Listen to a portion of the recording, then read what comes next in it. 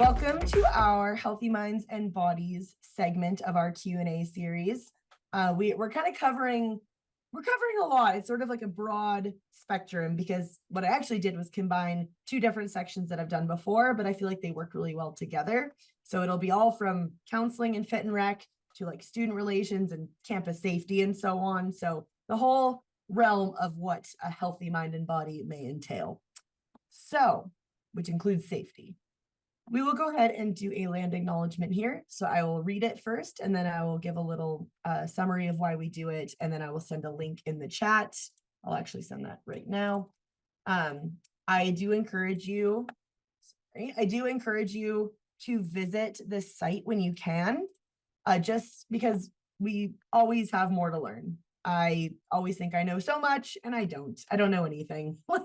So reading and learning, educating is always really, really a good idea. So we would like to acknowledge that Saskatchewan Polytechnic is situated on Treaty 4 and Treaty 6 territories and the ancestral lands of the Cree, Saulteaux, Dene, Dakota, Lakota, and Nakota peoples, and the traditional homeland of the Métis. So what is a land acknowledgement? Why do we do it? It essentially is a formal statement that recognizes this unique and enduring relationship between those who are Indigenous to Canada, so Indigenous folks, and this land that is theirs.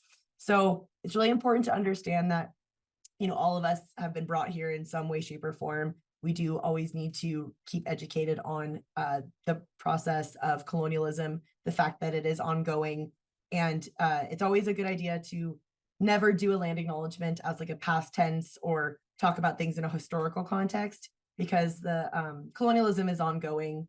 Every day it's an ongoing relationship that we all need to take part in navigating and learning more about. So definitely recommend visiting that website when you can. And we also have Indigenous advisors on every campus. We have Indigenous centers, and you are always welcome to stop by there and ask questions if you want to learn more. Okay. All right. So without further ado, with Fit and Rec, we've got Kelly. With counseling, we've got Candace and Sasha. With health, safety, and security, we have Lori. And with student relations, we have Nevada. So without further ado, again, I think I said that already. I really like saying that. I like to be dramatic. Okay, we'll go ahead and start with Kelly. So Kelly, you go ahead and take it away, my friend. Hello, my name is Kelly Wells. I am the fitness and recreation instructor on the Saskatoon campus. Each and every campus has a fitness and recreation instructor. We all do slightly different things due to the nature of our unique campuses, but we're all there and we're all here to assist you in whatever location you're at. Our questions kind of start to talk about the different locations. Our first one is, does every campus have a gymnasium? Or does my campus have a gymnasium? If you're on the Saskatoon, PA, or Moose Jaw campus, you'll have a gymnasium to make use of during the day and throughout the year. If you're on the Regina campus, you do not, unfortunately. We will talk a little bit more about that as we go. And there's some things we do to help assist with that. Our second question about fitness and recreation, where do you find the fitness classes and schedules? We find that on the fitness and recreation page of the under My Sask Polytech. If you go to My Sask Polytech, you look under student life, we are one of those tabs, and you can find all our schedules and all our offerings on that part of the Sask Polytech page. So we put all our information there. So everything fit and rec is there. Does my campus have a fitness and recreation center? Yes. Sorry, fitness center.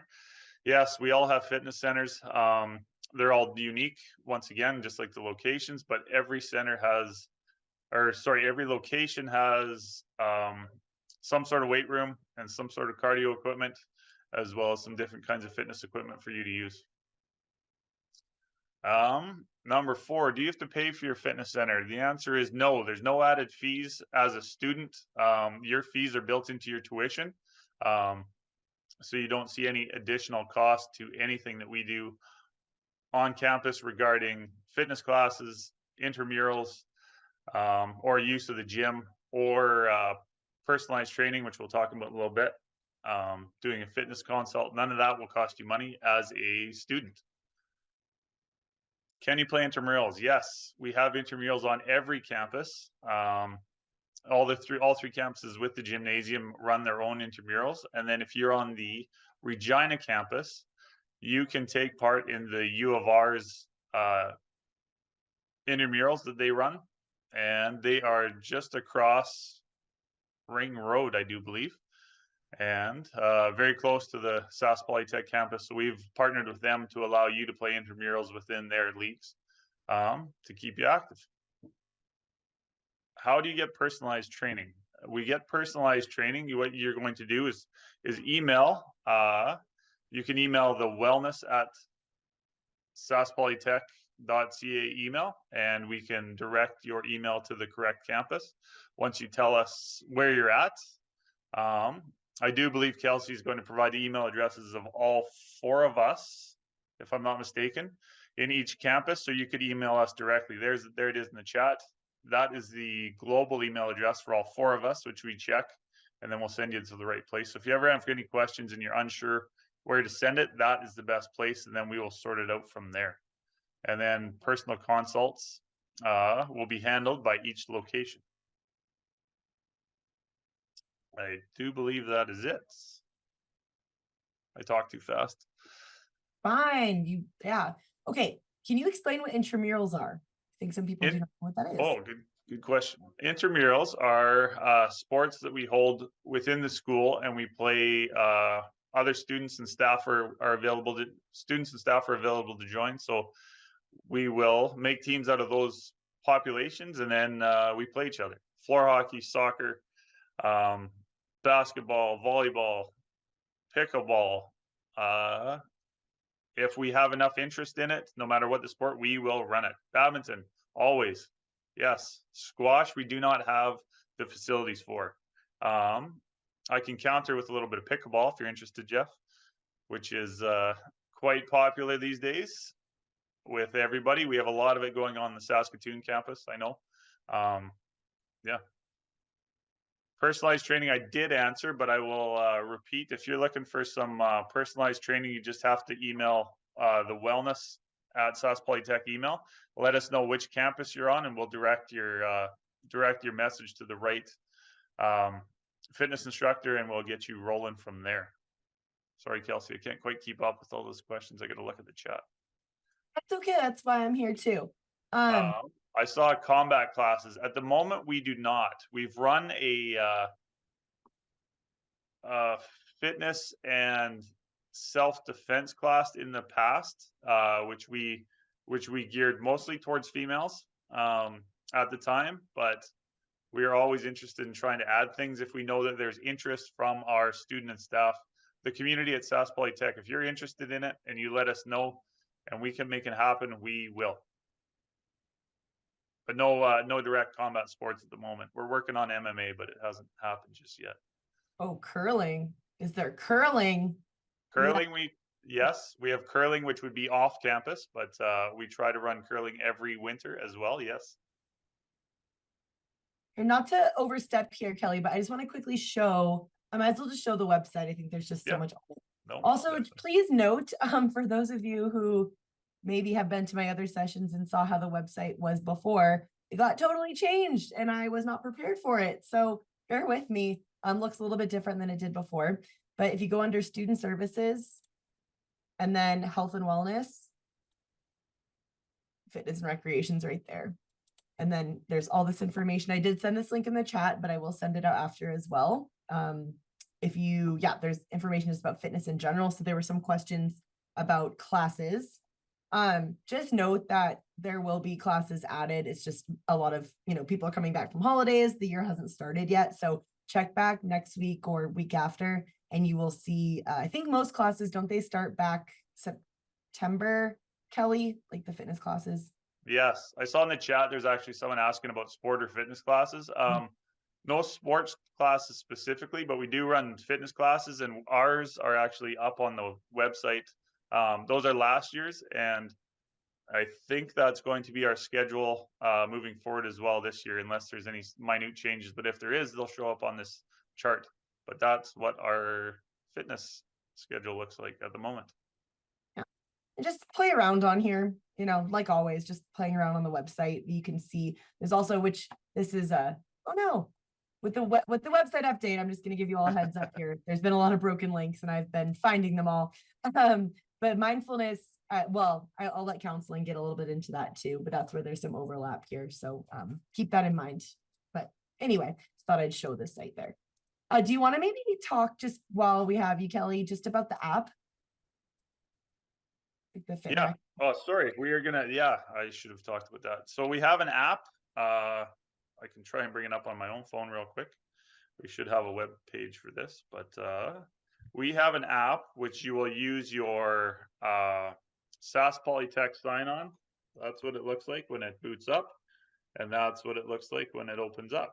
If you click on it's hard to do in the mirror, click on the barcode link, it'll bring it up and you can use your single sign-on for SAS Polytech.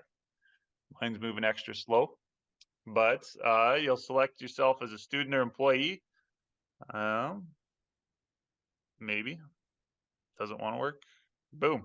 And there's me. I don't know if you can see that or not, but that would be me. And we can sign in, and that's how you're going to get into your fitness centers as well. There'll be barcode scanners on all the doors, and you use that barcode that you get from signing in with your SAS Polytech account to get into all our fitness centers at each location. And those work. If you're a Saskatoon student, that works in Regina, works in PA, and vice versa. They all, you have access to every campus if you find yourself in another location. Something else you asked, sorry. I lost track as I was speaking there. You're doing fine. The app name, I'll send the link to, again, I can't seem to find it on this new website. I keep being passive aggressive about this, but I can't. I need to find, it's called My Fit and Rec app, but I'll find the link to like be able to download it, whether it's on what's it called, Google Play or the App Store. I'll send that. I'll send that in the chat once I find it. I'm just having a little bit of a hard time, to be totally honest, but yeah. If you search SAS Polytech, I know on the Apple Store, if you search SAS Polytech, it comes up. Oh, that's good. I do believe, if I'm not mistaken. Well, I did find here. It is on that main page. Here, I'll send that again. I'll send the link to the main Fit and Rec page, and just scroll down just a little bit underneath where it says, where is it? Wait, access. Okay, it's on there, I swear. I just can't seem to find it again. Oh, yeah. So where here, I'll actually just share the screen. Let's do that. Sounds the same. Sorry, Kelsey, I hate to interrupt. I'm just looking at the chat. I got some questions about showers. Each location does have showers as well, located in the change rooms. Those usually access to those change rooms are going to require the app. Not always, but sometimes depending on location, I think. But yeah, we have full shower facilities. Just bring your towel and your shower shoes. Your shower shoes. Yeah. It's right there. Sorry. Go. Right there, download the app if you'd like. Cool. Okay. All right, we got anything else? Because if not, we might move on, just because we do have a fair amount of people presenting. But if you do have any other questions, you know, when in doubt, you can always email studentengagement@saspolytech.ca. You can also email the wellness email, or again, you can reach out to Kelly. Once again, all that information will be in that follow-up email. Okay, so I'll answer the questions that aren't super relevant to this in the chat. So I'll get to you, textbook questions. Okay. So I think we will go ahead and move on. Thank you, Kelly. If anything else comes up in the chat, I think we'll be good. So, okay. Awesome. We're going to go ahead and move on. So we talked about our physical wellness. Now let's talk about our mental wellness. Not that those things they definitely coincide, but you know what I'm getting at. So counseling, take it away. Good afternoon. Hi, folks. My name is Candace Plobel, and I'm a counselor at the Saskatoon campus. And I'm going to let my colleague introduce herself as well. My name is Sasha Forsyth, also at the Saskatoon campus. So our intention for this little section is to keep you engaged. So we're going to be watching the chat in the next little bit because we don't want to just talk at you. We want to talk with you. The question that we're asking, and this is still a good one to put in the chat while we're waiting for a few more folks to pop in, was what are some reasons that you think folks would, why would a student come in for counseling? What might be some of those reasons? So feel free to start popping those ideas into the chat for us. High stress. Yes, We'll take That's- turns reading them out, Sasha. all right, and you're totally right. It's one of the top reasons I would say students come in is they're feeling stressed. Relationships, anxiety. Yes, and feeling overwhelmed is, yeah, related. Yeah, these are all great. depression. Depression, financial, and sometimes the financial piece is one, sometimes we can help with different bursaries and stuff, but yes, to a certain extent, for sure. School marks, loneliness, missing family, sometimes just event, absolutely.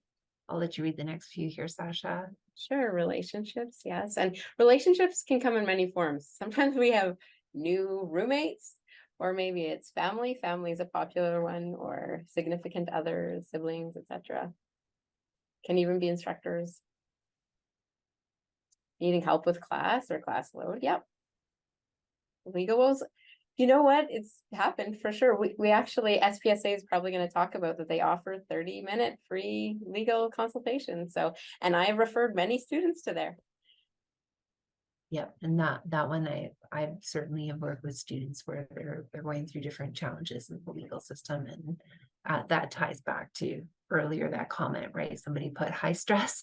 I think legal woes are one of those high stress kind of situations. Assignments might be one where we end up redirecting you. Like if it's support specifically for an assignment, we may help get you connected with learning services, or for example, maybe even our colleagues in accessibility, because some students might need accommodations for support on working on things. And by the way, no bad answers. I'm seeing all good answers so far. Frustration, absolutely. Any other ones that folks want to? I think you're doing a great job of listing some of the reasons. Yes, depression. Yeah, and we see students with lots of different mental health concerns. And for some students, this is the first time, like they might not even call it depression yet, because it might be the first time they're experiencing those kinds of feelings. So we can help with that kind of thing and refer to talk about whether they want to speak with a doctor, trying to make friends. Yeah, I've definitely helped with students. We make a plan to, like, they're feeling lonely if they're new to Saskatoon, or I'm in Saskatoon, but new to wherever city that they're in, 100%. With immigration questions, that's one where we're going to do, again, there's never a wrong or bad reason to come through our door, but we're going to help you find the right person. So when it comes to immigration related questions, we do have international student advisors with the proper certifications where they can answer any questions that are, if you're thinking about how might something impact PR, or how might it impact your post-grad work permit, or how might it impact your current study permit. So for those ones, we're going to connect you with the right folks. We'll read the last few, and then we'll stop our chat for this section. But all the answers are coming in very well. Fatigue is on that list, and certainly that one I think goes hand in hand with sleep. We see a lot of students who struggle with just having a regular sleep pattern and sleep cycles, and that certainly coincides with fatigue. Sasha, I'll let you speak to the last couple on the list. Sure, yeah. Yes, and we can definitely help make plans if you're experiencing fatigue and sleep problems. And it is a common thing for college students to experience. And feeling scared to meet new people, sure. Yeah, we can definitely, because that could we can definitely help talk you through that, making different plans for that. Anxious about class loads, yes. And sometimes, for example, someone could be anxious about a class load, and we might again need to refer to accessibility or learning services to help learn some of the skills that they can teach. And sometimes it's about some students have changed their course load and that works better for them. And that's not in all cases, but occasionally. And we can help students get connected with their program heads if something like that is necessary. So yeah, we're here to help with anything you come in with. If you're having a challenge and you don't know where to go, just don't feel alone. You can come and talk to us. And even if we can't help you, we'll make sure we get you to the person that can. So thank you for those really wonderful answers. So we're going to start a true and false round right now. So we've got 9 true and false questions there. And so you can just write true or false in the answer. So question number 1, I can go to counseling for a single appointment. True or false?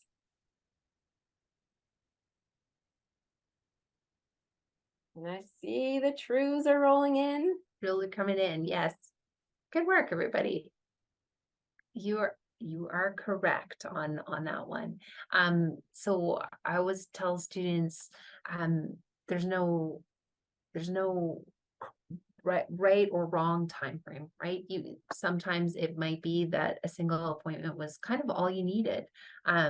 Somebody on the list earlier I saw, financial had come up, and maybe if there was, for example, if you're going through an emergent situation, we do have emergency student bursaries if you're going through kind of a one-time pinch point of something. So that might be an example. And maybe that was kind of, you came in and we were able to help you with, hopefully anybody for any reason, we were able to help you with what you needed. But there's again no wrong time frame. It's, as Sasha said, whatever's kind of most supportive to you. So for other students, that might look like bi-weekly appointments. For other students, it might look like once a month. Really, whatever is going to be supportive to you. I'll read out the next one, and then Sasha, you can answer. So number 2, everything that I discussed with my counselor is confidential. So let's see what we think about that for the true or false.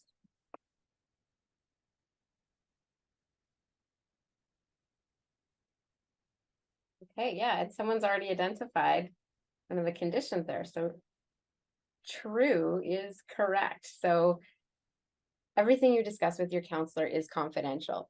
We keep notes on our secured files. You can actually see my filing cabinet in the back. But somebody did also mention unless there's high risk, and that is true. If there is harm to self or others, that's when confidentiality we have to consider. And our files can also be subpoenaed by the court of law. I've been doing this since 2008, and that's never happened. So it's a very unlikely scenario, especially in our kind of roles. So yeah, for the most part, like, and just to appease any worries, things like, for example, you might have an instructor that says, oh, I noticed that you seem to be struggling. Did you know we have counseling services available here? And they might refer you. But that's confidential whether you come or not. Like an instructor or your parents can't phone us and say, hey, did so-and-so show up for their counseling?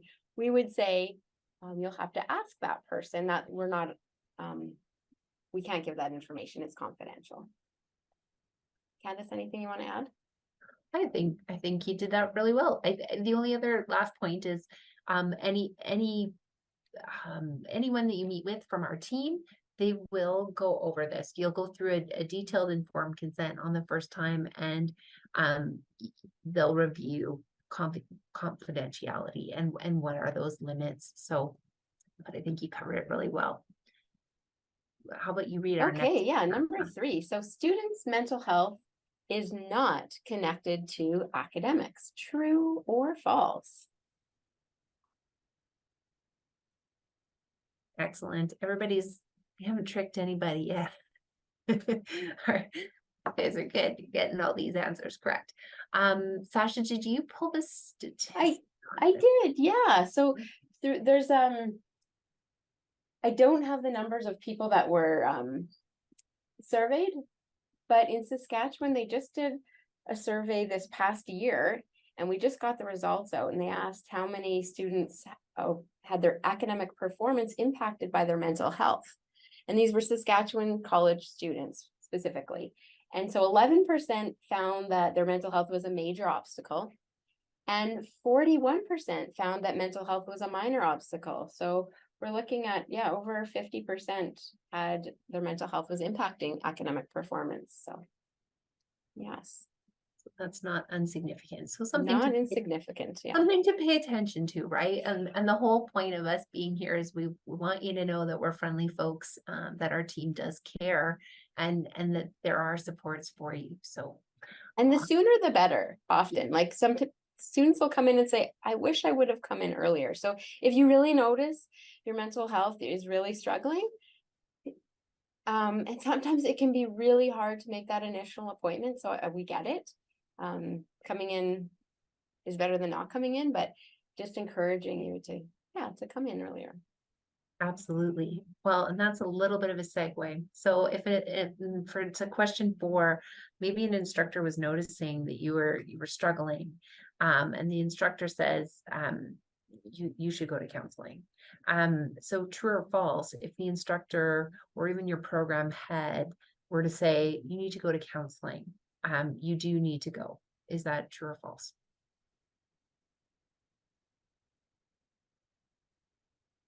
Only so like There 3 we or go. 4 people answer. Yeah, so with question number 4, false. Yeah, if your instructor tells you to go to counseling, you do not have to go. False is correct. It's totally up to you at any point in time if you want to come to counseling or not. And counseling, I mean, not everybody is comfortable doing that, and that's fine. A lot of people have their own ways to deal with their mental health, and so yes, you definitely do not have to go if an instructor tells you. Number 5, counselors sit in their offices all day long.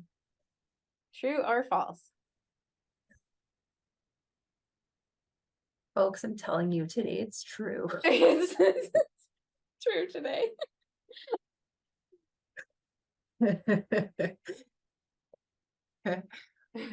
I'm getting a lot of falses. This one's a bit of a trick question. It is. And one that we'd like to giggle at, but this one, the roundabout way is just to say that we do like to come into classrooms when we have the opportunity, and sometimes we do get those opportunities where we'll come in and we'll do a presentation. Maybe there is a particular topic area of interest. Sasha and I do quite a few presentations related to mindfulness, and in fact every Wednesday we lead a practice over Zoom at lunchtime, and that's something that we do. But we do get to leave our offices for groups and classroom pop-ins, and we're always happy to see you in other spaces around campus, but truthfully there is a lot of office time. Yeah, the majority. And events. We come out for events. So you'll see us at orientation week, Healthy Body and Minds, Literally Stress Better in November, December. So yeah. We want to come out of our offices. Okay, question number 6. Counselors are unable to diagnose mental health conditions or learning disabilities. So this one, what do folks think? Counselors are unable to diagnose a mental 100% on that answer. They may suggest that you do, but ask you to see a doctor to get a diagnosis. That's right. We don't diagnose mental health conditions or learning disabilities. Our accessibility folk are able to do some testing, especially around learning disabilities, although I know it can be quite a wait to get in. So yeah, referral to doctors happen. And again, a lot of times it's up to the student whether they want to go that route or not, because even so although we wouldn't diagnose it, we could say, you could check with your doctor, but again, that's always up to you. We can, whether you get diagnosed or not, we're happy to help you with whatever you're bringing forward, whatever counseling goals you have. Absolutely. And sometimes it might be supporting you through a new diagnosis, something that you didn't know, and the diagnosis has happened, and wanting some resources, materials, support, just learning through that. But yeah, as Sasha said, we're always going to follow what works best for you, and in some cases, maybe a diagnosis might not be what's best for you as the student. It just to understand the differentiation that within our office area, there are folks, accessibility services can help with learning disability diagnosis. And sometimes, again, I don't want to speak to accessibility because they likely will do their own presentations, but sometimes in the past, they've been able to support with some mental health diagnoses as well. So question number 7, I need to be Indigenous if I want to see an Indigenous counselor, true or false?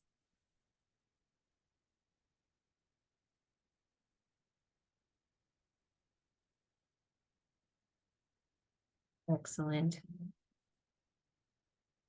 And this one, it goes both ways. So for example, if we have Indigenous students, it's not mandatory for you to see an Indigenous student counselor. It's there for you as an option. So that option is available to all students. And so good answers, everybody. You're doing well. And question 8, counselors are the experts on me. What do we think on that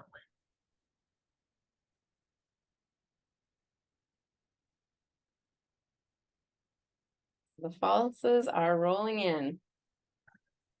And sorry, Candace, yeah. I just had a question. I'm not going to out the person who sent this. There was a direct message question, but this is just to humanize. So the question is general, and I'm going to put it out there. But one question that came in on the side was, do we ever have bad days? Do counselors have bad days or feel sad or anything like that? And Yes, absolutely, we're human. Yeah, we're human, and sometimes for sure, we might be going through that in our own personal life, nothing work related. We might have a challenging day at work, and obviously, sometimes in supporting folks going through painful things, we can feel some of that, those emotions that folks are going through. So I just want to answer that one in general. Sorry, I'm on a side tangent, but I appreciate the question that came through, and just to point out, right, we're human, and we have it's a great question. Yeah, and it is a great one. And I have to say, one of the benefits of being a counselor is that we have a lot of tools that we can use on ourselves. And for me, it's really important to talk the talk. So I will go to seek out counselors. I will go to counseling. If I'm going through a difficult time in my life, for me, it's really important to go see an expert and someone who has a different perspective on my life. So I use tools, and I have lots of strategies. Like I exercise daily, for example, is a really big part of my mental health strategy, because it is a job where we hear a lot of struggles. So it's important to take care of our mental health, and to be proactive about that. Absolutely. That was a great answer. And I'll come back to this. Everyone had the answer correct there about the experts on me, but part of why it might seem like a cheeky thing of why did we put that in there? But sometimes we will get the question, just tell me what to do, right? And so that this is just to differentiate in question number 8, that it's never ever our job to say, well, you should do this. We'll go through, the pros and cons of the situation. We're going to talk through, and we're going to try to help you make the best decision for yourself. But that's kind of where the background of that question, right? Where I don't know if you've had that, Sasha, but sometimes, where people, might get paralyzed by decision or just difficult to make a decision, and they feel like if someone else makes it for them, that brings, maybe that we're an expert, right? But the reality is you're the expert of your own life and your own knowing. Yeah. I Anything to noticed add there's to a that, chat. Sasha? I noticed there's a question in the chat. Can we book for another appointment if we need a second opinion from another counselor? Yes. Yeah, we have multiple counselors here. There's nearly 20 of us across the province. So there's lots of opportunity to find a counselor that is a good fit for you. And I think it is really important because when you're seeing a counselor, you're exposing a lot of very vulnerable things. And I know in the past, like when I was at university, I went to a few different counselors, and it was really important for me to feel safe and comfortable with the counselor I was seeing. So yes, please do. We encourage that. Yeah. That's a Great good question. question. And Yeah. that's usually something I say on the very first appointment when I meet with someone. I'm like, please know that you're not stuck with me. And yeah, in case that somebody else might feel like it's a better fit, right? So great question. Last one on the list. So true or false here is shame, stigma, or fear can prevent people from booking in with counselors. And yeah, Sasha alluded to this one already, and I think folks were listening carefully on that one. Yeah. Unfortunately. Yeah. Unfortunately, true is it can Yeah, we be. feel like this is an unfortunate true, but Yeah. I've had a lot of emails from students saying I've been trying to book in for a few months and it's been really hard. And so we just want to honor the fact that we recognize for a lot of you, booking in that first time can be a difficult thing. And we also try and destigmatize it because, like I said, I go see counselors. I find so much benefit in having someone else who's not in my world to bounce my thoughts off of. And, maybe they have new strategies that I haven't tried. So, and fear too, like what's going to come up, things like that. And that's why it's so important to know that you get to decide a lot of what happens in the session. You can pass, you can say what your goals are. The sessions are for you. And Candace, what would you like to? the only other thing that I'll add in the mix, just as Sasha said, right? For some, it might for some it might feel difficult to book that appointment. For others, it might feel like this isn't difficult. But what I wanted to say is, if for some reason you didn't make it, right? You didn't show up to the appointment, please know that it's not our attitude that we're coming out to get you now that you can go. Typically, you're going to get a kind response from me, and I'm just going to check in and say, like, hope you're doing all right. Noticed you weren't able to make it today. If you ever would like to reschedule, let's make a plan for that and give you options, right? You may contact me, or I'll give you the general counseling inbox. But just know that there is a team of counselors that are kind, compassionate, caring folks. And so same thing, if you had sort of like that sense of shame of like, oh no, I booked an appointment and I didn't make it. We don't want that to stop you from trying again, especially if you need the support. So thank you for your time, energy, and attention.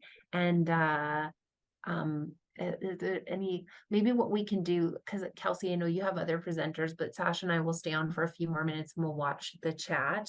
And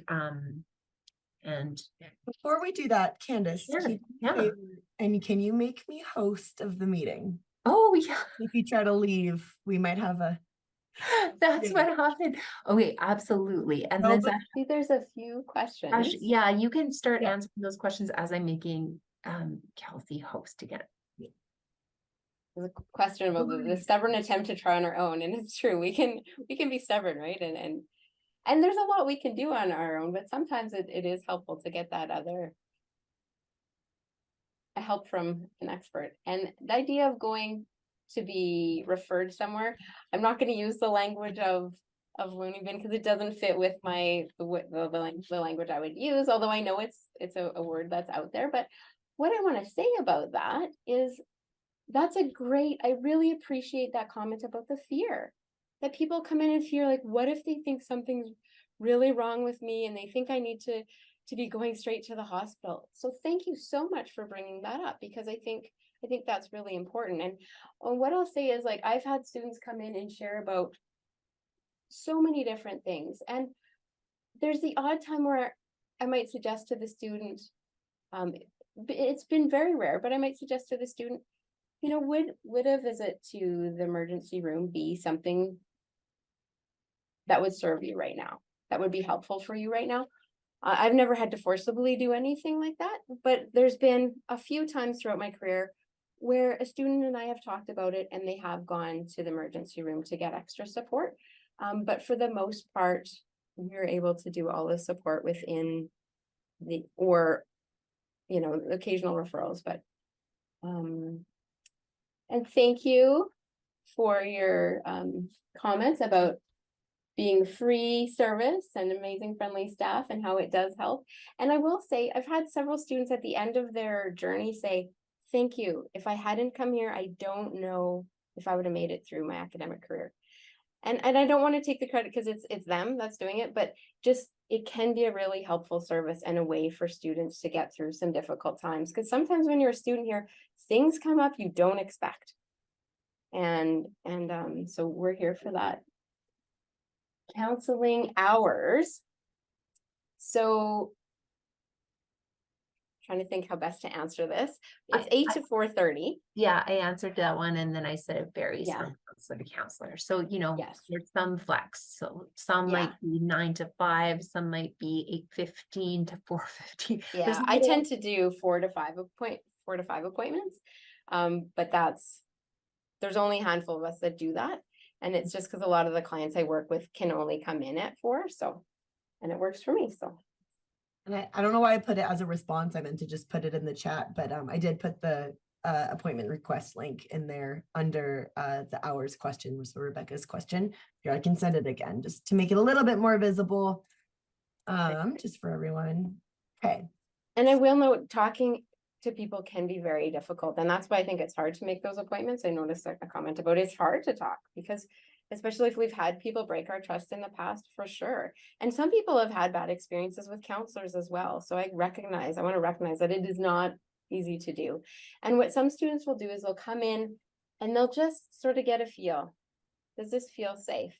And they'll just share whatever feels okay to share and then sort of test the waters.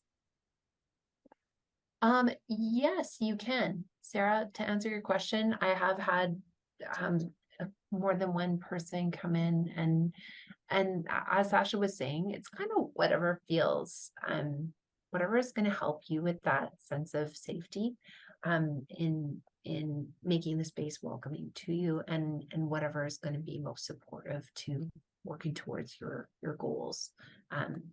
And what in areas that you might, it's not always goals. I know we use the goal language. Sometimes it's just, I might need some support here, right? Or there can be many different reasons for folks coming. But yeah, Sarah, absolutely, if it feels more comfortable to have someone else be present, that's okay. Yeah. So I think back to you, Kelsey, and yeah, we'll mute ourselves and wish everyone a good, successful, happy academic year ahead. Of course. No, I was actually just thank you for having us. I was actually just gonna throw in something, and I know it's stuff that you've mentioned before, but like I just really like, if it's been said again, I'm gonna re-emphasize it. You don't have to be at rock bottom to go to counseling. I know this from experience. I think a lot of people, especially if it's something that maybe going back to the stigma aspect, is something that you have to be at this terrible spot, which of course, if you are at that spot, of course, see a counselor. But, you know I used to have a lot of anxiety about like, well, am I taking resources from people who are like, quote, really needing it? But, you know, I think getting those tools earlier is like as a proactive thing is also really, really wise, because then you don't, you might not get to rock bottom. You might have those tools to be able to like use them every day before you get to that point. So I just wanted to add that because again, I used to have a lot of anxiety about this idea that I shouldn't see someone until it's I don't, you know what I mean? So I just wanted to add that to that. I appreciate that, Kelsey. Thank you very much. Candace, you have a very calming voice is what's been said. Candace always And gets good compliments in these. Let's do a shout out, Candace. Candace's lovely voice, her calming voice can be heard at Mindfulness Moments, Wednesdays at noon, starting mid-September. We do Wednesdays, mindfulness practices. They're about 15 to 20 minutes long. And we do have a library of recordings, so you can listen to audio recordings of some mindfulness. I'm popping it in the chat right now, but we do have audio recordings, and Sasha and I have worked on some more that will be coming this summer. So there's videos, and there's I think if you click under the whole new website, I'm with you, Kelsey, it's going to take a little bit. We're all working through the bumps here. But if you click on mindfulness meditations, it'll drop down and show you a whole bunch of different audio tracks too. Wonderful. Okay, so I think we'll probably go ahead and move on. But once again, if any of you have any questions, again, you know who to contact. You can either like send something to student engagement and I can forward it, or you can email these lovely ladies. It doesn't matter. I'll have all that contact info as well as the link to booking with a counselor in that follow-up email. So yay, thank you both so much. You both always deliver, and I'm glad you really talk about everything, because it's just, I don't know, it's very near and dear to my heart to talk about counseling services and just understanding how important you are. So thank you for coming. And on that note, I'll go ahead and switch gears here to Lori. Take it away, Lori. Hi everyone, I'm Lori. So I've been with Campus Safety and Security for about, I'm coming up on 3 years now. So I've enjoyed every little bit of being with SAS Poly, and look forward to seeing some of your faces in the hallways. And I'm lucky to work with everybody on this call. And so some of the questions that we have are, where can I find security? So our security is stationed at every campus. It's the commissionaires. They are in uniform, just so they're easily identified. And most of our security desks are actually within your feet of coming into the building. So I would suggest looking for them for your first day when you're on campus. And then we have their numbers specifically for like Saskatoon, PA, Moose Jaw, and Regina. So if you need anything security related, that's where you can find them. So I'll talk about when you would contact security. So number 2, where can I report a disturbing behavior, theft, vandalism, and or emergency? Okay, let's break that down a bit. So a behavior that's a little bit disturbing. What is a disturbing behavior? Well, it's different than what you would typically see throughout the day, and it's making you think like, what's going on over there? You know, you feel like somebody is needing help or anything. Somebody's hanging out in an area looking a little bit odd. Maybe you could ask a question. If you don't feel comfortable, talk to the commissionaires and they'll gladly come and help. So then again, you could call them directly on cell phone or by VoIP phone, or you could attend their kiosk.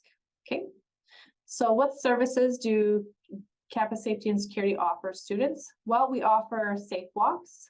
We offer, and safe walks is, they will take you from any point on our property, then they'll take you from A to B. So say you're working after hours, or it doesn't even have to be after hours, and you would like some additional support. Maybe you're going to the bus stop or your vehicle, or you're just waiting for a ride. You can go to the Campus Safety and Security desk, ask for a safe walk, and one of our members will walk with you and hang out there until your ride comes, or you feel like safe to do so, you carry on with your day. They'll definitely do that. They're great with that, and they enjoy talking to people just as much as I do, so they will chat you up. Okay, some of the other things we have in winter, if you are driving to campus and it's really cold and your vehicle doesn't start, we offer the booster pack. So what that is, you'll call the Campus Safety and Security desk and ask for a boost. So they'll bring out the booster pack, boost your battery, and hopefully you can continue on with your day. We also have this little arrow here. I thought that was really cute, Kelsey. So that is the alertus box. And so what that is, you'll see them throughout all the campuses. They will tell you if there's an emergency, the lights will shine and they will give you a direction. So this one would be like, oh, there's an emergency. You'll need to evacuate the building. Just when that's lit up and it does beep. So you'll have a good opportunity to read that. If you can't read it, need assistance and you don't quite understand what it's saying, grab those campus safety and security people or emergency wardens, and we are definitely there to help. Kelsey, oh, I skipped over the, so medical emergency. Yes, so number 6. Okay, so if someone is experiencing a medical emergency, our emergency procedures is that you're going to see something, you're going to say something. So if you feel like that need immediate assistance, you're going to call 911 from your cell phone, or from a VoIP phone, you're going to call then 911, and you're going to tell them what's happening, and the dispatcher will send out an emergency crew to assist in the situation. Then we say, find somebody to talk to the commissionaires and they will attend. Part of our role in this and attending emergency medical calls is that they will escort emergency personnel to the person in need. So you're going to call 911 or 9911 from a VoIP phone, and then you're going to tell them what's happening. You need medical personnel, and then you're going to call the commissionaires. A lot of time people will just call the commissionaires and say, hey, you know, there's a situation going on. We need help. So we kind of deter people from doing that just because you are there firsthand, you're seeing firsthand. That's the information that we want to relay to emergency dispatchers. Number 7, what do you do when there's a fire alarm, when that sounds? So what you're going to do, you're going to immediately leave the building.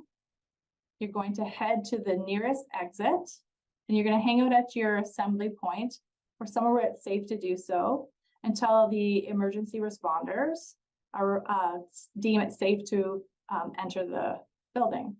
So you hear something, there'll be a text, well, sorry, not a text, but there'll be a communication saying, leave the building, we have a fire alarm, and then you just get yourself to a safe spot until it's safe to return, or you'll get other directions from security. Now, does anybody have anything in the chat? I took the chat off, so I wasn't really paying attention to anything that's popping up, Kelsey. No, you're fine. I just was giving a little bit of, and this is something that is actually eye-opening for me, because I apologize to so many of you who are new to Canada, not explaining 911. So again, that is my mistake. I have neglected to even mention that 911 is what you dial if you are here in, anywhere in Canada, and you're like off campus, whatever, any type of emergency like that with your phone, you just dial 911 and then you call and a dispatcher will answer. You typically need to describe your location with 911, unless you're calling from a landline, because the technology is not quite there. They can't pinpoint exactly where you are, but not to be like scary, but anyway, it's one of those things I just didn't even think about the fact that a lot of people don't know what 911 is. So anyway, that was a really good question, but I do have a question specific to this. I think someone just kind of missed what the yellow boxes mean. Can you just give a little rundown of what those are again? So the alertus box, it is part of our emergency communication. And so if you want to go to our SharePoint page, then we have, you can have the app. I don't even have it ready for us, but you can download the app and your org code is SAS Polytech. And so then you'll receive these yellow box messages on your cell phones. So the yellow box, like I said, they're inside the buildings and they'll give you directions. So if there was ever a fire and we had to evacuate, if there was ever like a tornado, something weather related, it would tell you what to do. Or if there was an armed intruder, it would tell you where you need to go get yourself safe. And we could talk about that further, but I don't know if you want to do that, Kelsey. But anyway, if you wanted to see more about the like armed intruder or the emergency response, please do go to our campus safety and security page on the health and safety site and have a peruse of that. And you can definitely reach out to me if you need further clarification or information. Happy to do so. I'll find the app link, Mirren. So yeah, I just need to find that. I don't think there's anything else. I did just want to add like a little bit up in the chat. I did throw the webpage link into safety and security, but I also put the phone numbers of each commissioner area at each campus. I definitely recommend putting their phone number into your phone. I know like this is sort of the part of the conversation of all of this that we don't always want to talk about because we don't want to have to talk about like, is there a chance I won't be safe? Obviously, you know, it is very unlikely that anything bad will happen to anyone, but it's always good to be prepared because that is how the world works, right? So it's always a good idea to have that security or commissioner's phone number in your phone. You just never know, right? So I think Something else, Kelsey, hang on. Oh yeah. Yeah, I was just gonna say, we have these checks and balances, we say, but these plans, in case something happens, we have a plan to follow through to keep you safe and secure. That's the intention of my office and our office. So it's not that we are not a safe campus, but we just want to give that knowledge and education that these are some tips that we could offer to better your time with Sask Polytech. She said that way better than me. It was because it's almost like she's the head of this. She's professional. Okay, do we have any other questions there? Once again, I will find that app link and I will put it into the chat. Or I'm sorry, not the chat. I will put it into the follow-up email. Okay. All right. Oh no, someone wrote in an alphabet that I unfortunately can't read. I wish I could. Maybe one day I'll learn. Okay, well, I think we're going to go ahead and move on. Doesn't look like we have really any questions here. So thank you so much, Lori. Thank you for complimenting the arrow I made. Worked really hard on it. All right, so we will go ahead and move on. Last but certainly not least, we have Miss Nevada, who's I need to change her last name there. She has a new last name. I do, but not on my email yet, so I haven't changed anything, so it's okay. Okay. Woo, good. You're good. Hi everyone, my name is Nevada. I am a student relations coordinator here at Sask Poly. Like a couple of our other speakers today, I am located in Saskatoon, but we have student relations coordinators at each city campus. So one in Saskatoon, one in Regina, one in Moose Jaw, and one in Prince Albert as well. So student relations is all related to how students interact with one another and our campus community. And one of the big things that we work with is the code of conduct.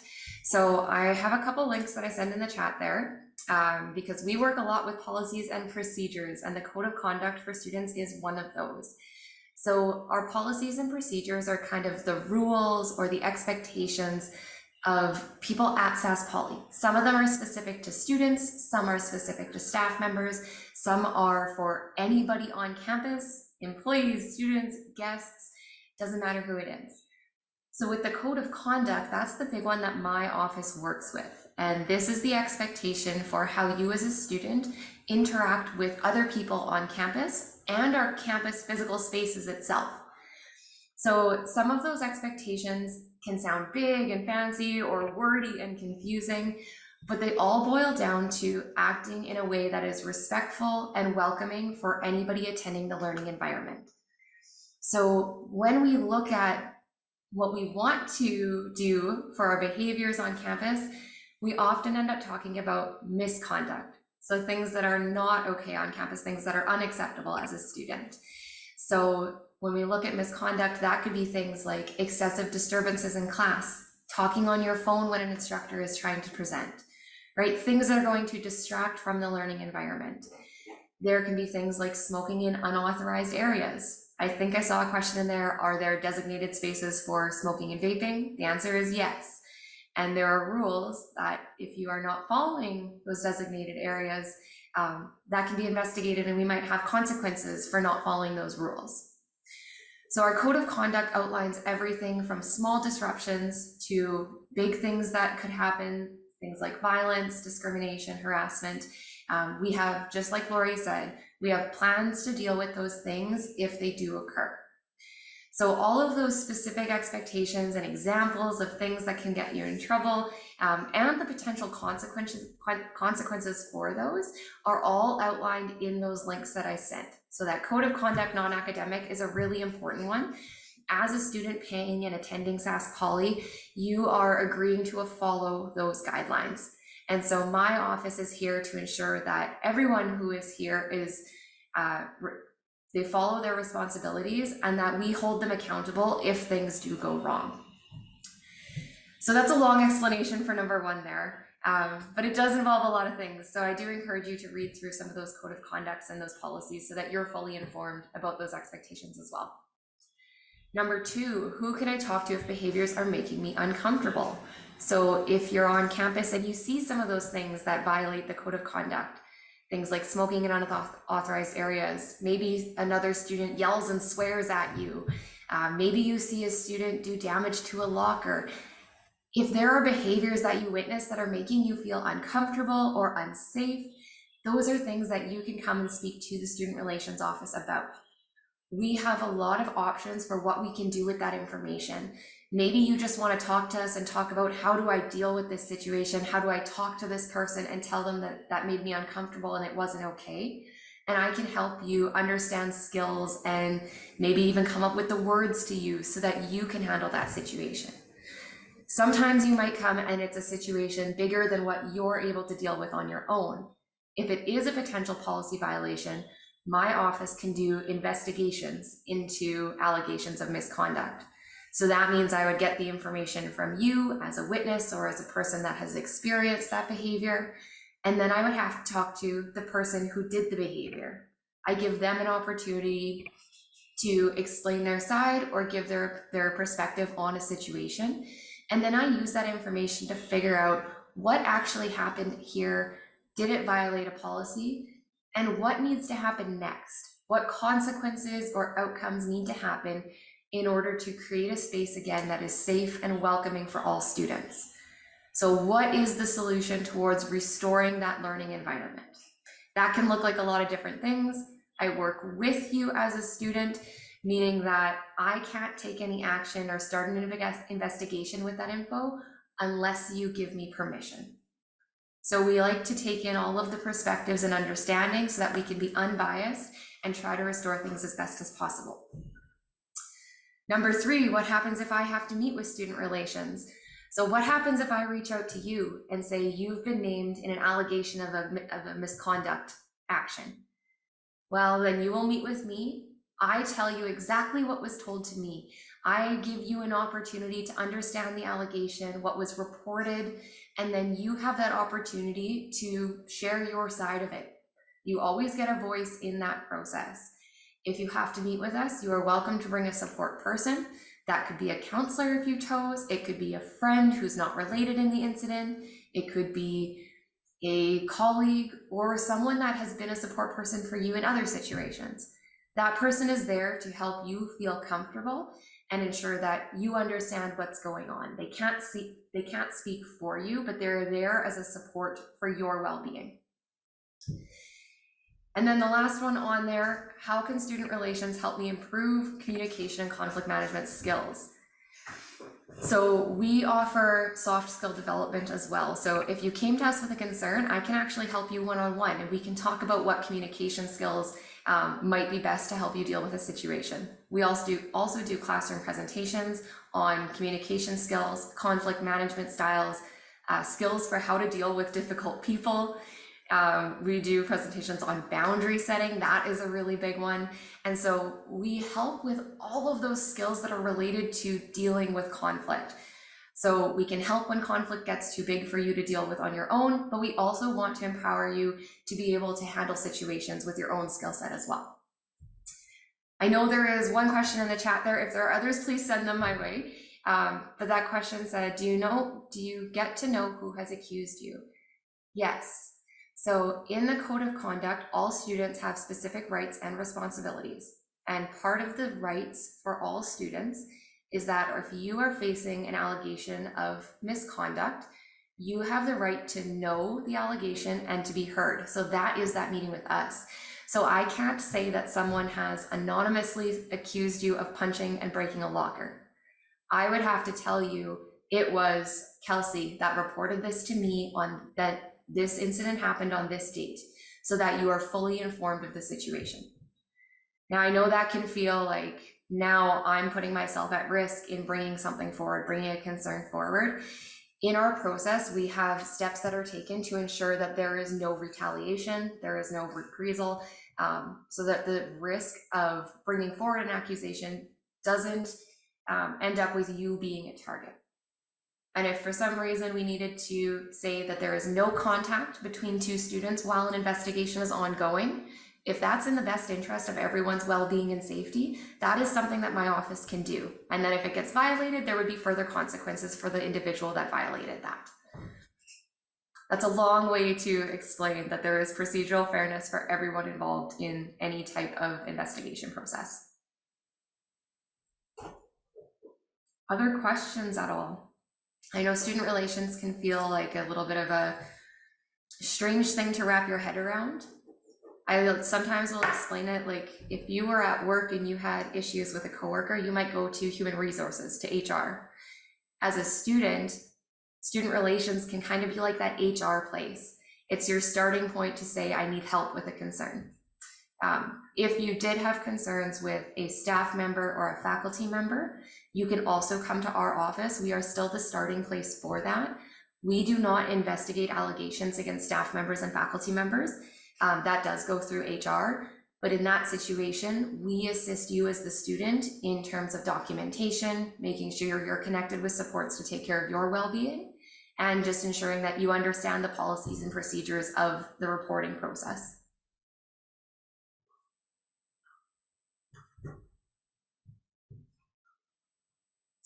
Any questions? Any questions? Don't be afraid to ask questions. Yes. I know stuff like this can feel like, oh, what if I ask the wrong thing? There's no wrong question. While we're waiting for maybe other questions, I did find the download information for that Alert Us app that Lori mentioned. So it's up there in the chat. It will also be in the email. I know I keep saying that, but okay. Well, this is a very crazy thing. Typically these meetings go by, or they like go way over, but everyone's been really efficient. Like, it's just the natures. I know sometimes it's like the information you hear, you're like, I don't know that I would have a question until you sort of get there, right? So that does make sense. But we do have a little bit of extra time. Again, if anyone does have extra questions, try to keep it relevant to what we've talked about today. I know people probably still have some questions about, tuition, bookstore, so on. For those types of questions, I just ask you to email me directly. So that would just be, again, studentengagement@saskpolytech.ca. I will put that in the chat. I also want to know, did anyone go to the international orientation in Prince Albert today? I'm very curious. I want to know what the turnout was like there. If you did, do you want to put it in the chat? So if anyone was at their international orientation in Prince Albert today, again, I'm curious.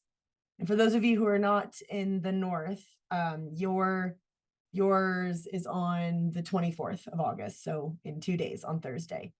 So make sure you're going to that if you're an international student. Not only because you'll be learning a lot of things that are very important as an international student, but they'll also be handing out social insurance numbers. Service Canada will be there. You just need to bring your, and I'll answer that question soon, Rebecca, good question. You just need to bring your visa or your study permit, your passport, and I think that's about it. Unless you have different names on those two documents, you'll need to bring a third piece of ID, but just make sure you have all of that. I just wanted to mention. Okay, a question about counseling. Are appointments available this week or starting next week? They should be open right now. I have people right outside of my office taking. I can answer that. Sorry, Sasha, you're still here all year long. Sorry, Sasha. I forgot you were still here. And do an email on the side here, but yes, counseling appointments are available right now. I've seen new students who are starting already. Seeing students here from last year, yep. So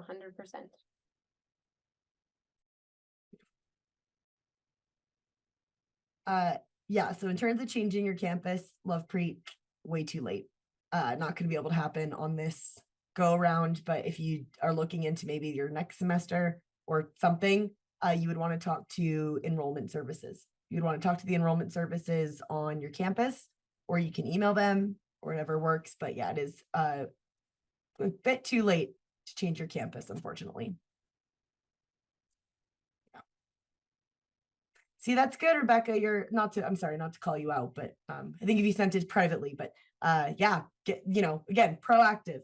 That's always what I hear with student relations, right? Is, be proactive versus, I mean, you try to, as much as you can, be proactive before you have to be reactive, right? That's why, and same with Lori, all this information that might be a little bit like, it's a little heavy. Oh goodness. But you gotta make sure you have everything in place so that when, if and when things happen, it's a bit smoother. Anything involving your study permit or anything, you guys, email international. Okay, so anything about any of that with your any immigration document stuff, you're gonna email international@saskpolytech.ca. Oh, that's a good question, Sasha. Are counselors psychiatrists, and can they prescribe medication? Great question. We are not psychiatrists. So psychiatrists are doctors that have taken a specialization so that they can work with people with mental health concerns. And so, no, we cannot prescribe medication. You would have to go see a physician, like a walk-in physician, and they can prescribe a lot of things. In some cases, they will refer you to a psychiatrist. Yeah, but great question. I will say there's lots we can do to help with a lot of symptoms, though. Like a lot of times people think, oh, I need to take medication to help with depression or anxiety. And although that is totally an option, there's so much you can do, like in terms of rewiring your brain, changing your nervous system, that does not involve medication. So, yeah.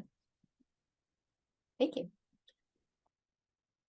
And then Louis, I hope I said it correctly. For recreation purpose on Moose Jaw campus, how can I get in contact with any soccer class or schedules? You'd want to talk to Chris Knoop. He is the Fit and Rec instructor for Moose Jaw campus. I will send you his contact info. However, I will also send you the link to the site, the Fit and Rec site for Moose Jaw, or for sports rather, or for intramurals.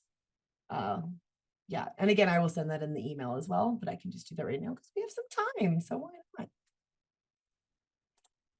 Okay, so just bear with me. Any other questions about anything that was discussed today? If not, I might let you all go a little bit early, but oh yeah, nope, we got. Oh, one about safe walks. Yeah. So again, I think I did answer that there for the safe walks. Yeah, if you need a safe walk, like literally from like here to the another side of the hallway, they will walk you wherever you need to go. Right, Lori? I don't imagine there's a minimum, right? No, but like just saying on Regina campus, they're not gonna walk you to like McDonald's or something. It has to be like from A to B on our property. I meant more like a short distance. There's no minimum distance. Yeah, I mean, once you're feeling comfortable, for sure, like our security staff is very accommodating. So anything that you need, if they can't do something, they'll point you in the right direction if they don't know. So no worries to that. We can help.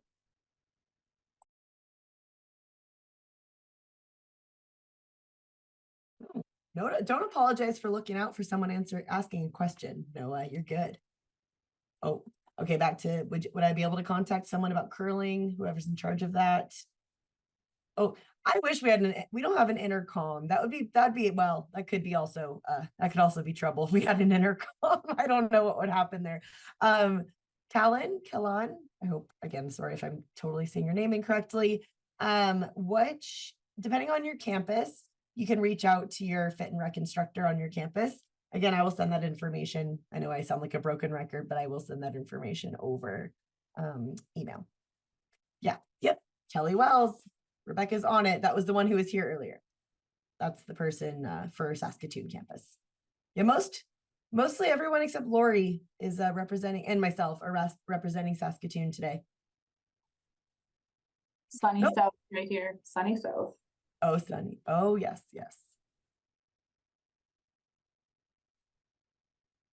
To know there's, yeah. Well, how are you supposed to know there's no intercoms? It's okay.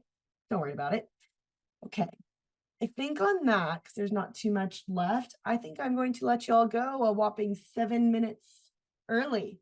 So once again, here we'll go ahead and I'll stop sharing just so I can look at all of you and your screens with your names on them. And then Jeff. Jeff's there. Hi, Jeff. Thank you all again for coming. I know today's like a lot, sort of the heavy stuff, you know, but it's so important that you are aware of what's going on, what services are provided to you. Once again, just remember that these services are free, right? Like notably counseling. It is something that in the real world, like outside of school and so on, it can be a little bit expensive, unfortunately, to get some help or even just talk to someone. It's criminal and it makes me upset. So definitely utilize those services that you have at your disposal for free. There's really nothing to lose. So would you agree, Sasha? I'm again, I know I'm very passionate about that. I know, I was gonna say, maybe I should sign up for another class just so I can keep doing counts Yeah, right? for free, because they realize, yeah, it is Yeah. more expensive and out in the world, yes. It is, yeah. All right. Thank you all so much for coming. Just give, within a couple of, let's say, a good 10 minutes or so, I will send you the email with all of these links. And thank you all who were able to come back into the meeting after that little flub that happened there. So yeah, but you know what? We resumed as usual. Nothing can touch us. As what's his name said, as Bear Grylls said, you improvise, adapt, overcome. If you know that reference. Okay. Take care. Have a good rest of your day or night if you're not in Saskatchewan yet and you're somewhere else. Yeah, we're going to end it there. See you, everyone.